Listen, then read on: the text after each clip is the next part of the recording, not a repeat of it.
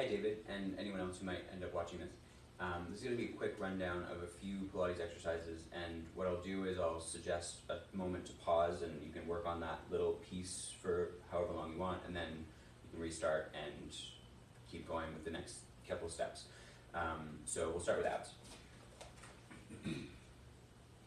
So start with your hands on your hip sockets, and then do little tilts where you're arching your back, breathing in, and then rounding your back as you breathe out.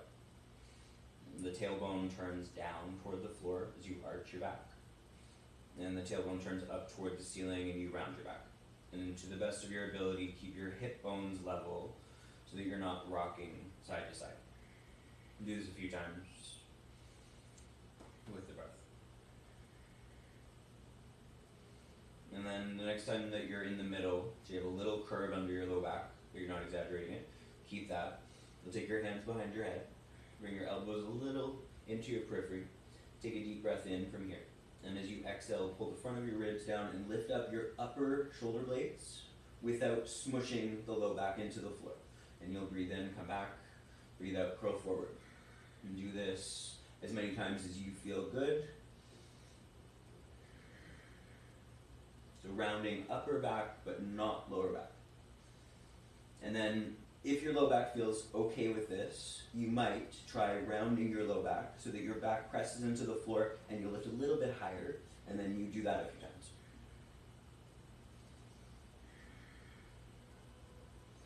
And then if you want to add from here, you might lift one leg. As you curl, back out, put it down. Lift the other leg as you curl, and then put it down. March a few times, and then play with that, pause if you like, and eventually keep the feet down and try twisting from side to side. So one side of the rib cage pulls toward the opposite hip bone, and then the other side of the rib cage pulls toward the opposite hip bone. And your low back will probably be flatter for that. You could keep a little bit of space there if you needed to. And then once you've done that a few times, you might pick up both legs and play with backing out, curling, sliding one leg forward. And do that a few times. You might do both. Then you might try twisting with your legs lifting. The other thing you could do is side bend. So think of one side of the rib pulling toward the hip bone on the same side. Play with any of that as long as you feel good. The bony part of your hip for this. So you'll put your outer hip on the blanket, and then your top knee on this ball, or if you had a block or a couple of towels or books or whatever. And then you lie down on your side, and this leg stays it's just staying there chilling, and the bottom leg straighten. If you can, sickle the foot so you kind of swerve the pinky up toward the ceiling with a straight pointed toe, and then lift and lower. And you'll do this a few times. Try to feel inner upper thigh squeeze upwards, and try to keep the legs straight. And once you start to feel something's happening, try holding, do little pulses at the top, and then play with that, and then try sweeping forward and back. Keep the leg lifted at a steady height. Keep it straight as much as you can. Sweep forward and back, and then maybe add a little bit of up. So kind of like a horseshoe or a shallow horseshoe, shallow U. And then try just doing the back of it. Tends to be harder to move backwards. And then hold lifted and turn the thigh toward the ground, so the knee and toes turn down, and then knee and toes turn up toward the ceiling. And then you'll do that a few times, back and forth, and that'll get really awful. And then inner thigh turns up and hold, and then lift and lower like that. Do that a few times, turn the knee and toes down, lift and lower like that. And then come through neutral, bend the knee, bring it in, which will leave it kind of restful, and then lift the leg and straighten it and kick it backwards. And then do that a few times. Not restful. And then keep it straight if you can. You can do little lifts and lowers, do little circles. The circles are the worst. Do both directions. Hold lifted. Do slow releases. Lift, hold, slow release. And a couple of those, and you'll probably be just about burning, so probably that's enough. Make sure you do both sides.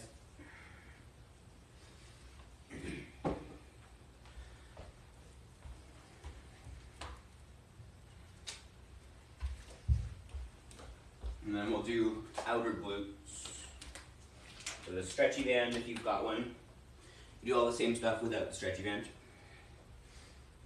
Just a little easier. So most important thing is that your hip bones stay straight forward. So as you lift your leg, this hip doesn't roll backwards, and it will really want to. So you'll try to think about pressing it forward, you'll use your hand to literally press it forward, and then do as little as you can moving the hip. And don't move your leg as much as you might think you need to. So opening, closing the knee a few times. You could also play with tapping the knee down and lifting the foot. Hi, buddy. And then once you've done that a few times, hold the external rotation, press the top hip a little forward, and then do little pulses at the top. Thank you, Kitty, for getting in the way.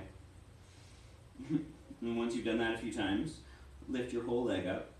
Keep your leg parallel to the floor, and then lower and lift. Come on. So keeping the hip from hiking up toward the rib, shortening your side body, keep pulling your hip long, and then lift and lower. Go on. And then once you've done that a few times, hold your leg lifted, and then keep the knee bent and send the leg backwards, but put a little pull in your belly so your back doesn't arch much more, and then sweep it forward. So you want to feel a glute squeeze as you kick back and not your low back overarching. And then do that a couple times. And then after you've done that a little bit, come on, you'll hold your leg lifted, keep your hip as still as you can, and then rotate in and out with the foot hovering off of the bottom leg. So just like you did before, but a lot harder. And you'll do that a few times. And then if you're not already burning, put it down, take a little rest. And then you'll lift and try to straighten your leg. And then you'll bend your knee and put it down. You'll lift and try to straighten your leg backwards, pressing the hip a little forward, and then bring it down. And you'll do that a couple times until you're sure you couldn't possibly do anymore. And you'll hold, and you'll do little pulses if you can with a straight leg, going up and back, up and back, up and back. And that'll probably be enough. You can smash your hip out if you like. And then take this off. And a nice way to release is to do ankle to thigh. Opening your knee, closing your knee. Opening it, pause, play with it. If you knock it over to the side, get really stretchy out here. And then shake it out. Make sure you do the other side. And then for shoulders, you want to put the band under the rib cage. And you'll take your arms out to the side, straighten them, thumbs up toward the ceiling, and then do lifts and lowers. Trying to keep your spine long, trying to keep your low back from overarching. So if you press the front of your hips down, which feels like lengthening the tailbone back toward the feet, which might feel familiar. And do this sideways a few times, hold lifted if you can, and then lower. And then do it on a forward angle. Try to really keep the thumbs turned up as you lift and lower. Hold lifted, try to stay there. Put it down, take rest, and then try to go back and up. And back and up you could do in both rotations. So thumb turned up and thumb turned down. Hold lifted. And try that. From a seat, you could also take the band forward of your body, a little up, pull it down toward your chest, release it. Do a few times, eventually try doing just one side at a time. At some point, play with holding for a moment, creating an isometric contraction, and then you could do little pulses at the edge here. You should also try to do slow release. So working on the way out, and then kind of quick on the way to the work, and then release slow from it. Quick on the way down, slow on the way back. Like that. If you turn your palms face up, just your elbows by your side ribs, and just pull your arms apart, and then release them in. Try not to move your elbows from your sides much.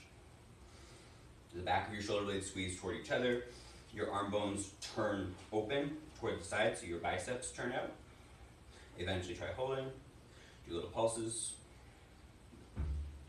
Release that. You can do the same thing with straight arms. Do it. Do it on diagonals.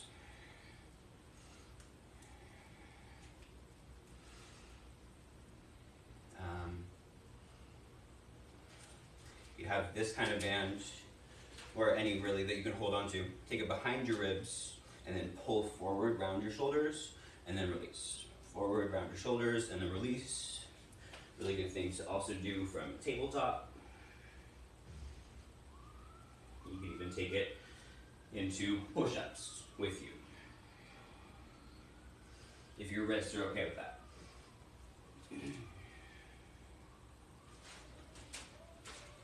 Sequence, hands on the hips, arching and rounding without rocking side to side.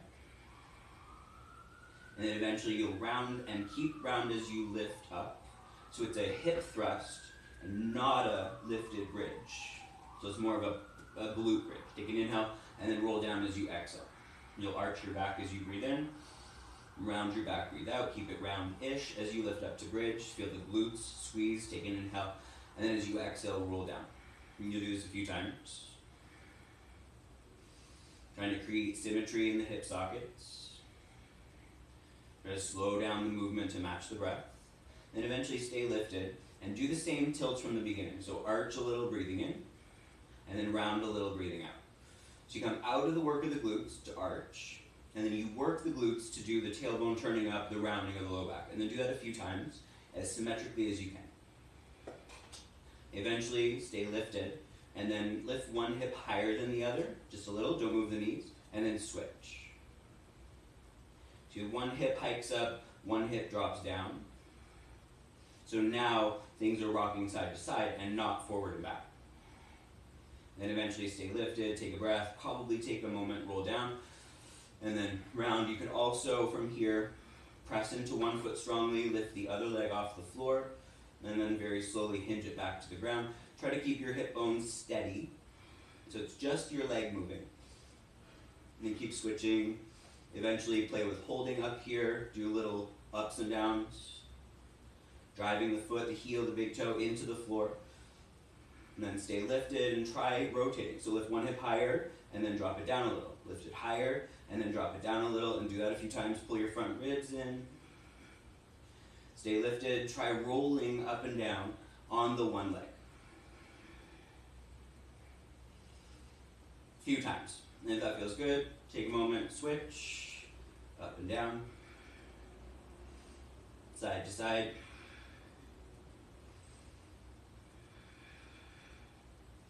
Roll up and down on one leg. You could also play with, when you lift, opening the knees, which works really well with the stretchy band, and then bring it in, open, in, try one at a time without the hip bones rocking. And then try dropping and bringing the knees in, lifting and opening the knees out. Eventually you could lift and try opening the legs from here, very hard. Open, close. Any variation somewhere around there. By this time, if you did all that any amount of times, you should feel some stuff. Try to go till things burn a little bit. And don't, if your low back starts to feel it more, then let it go.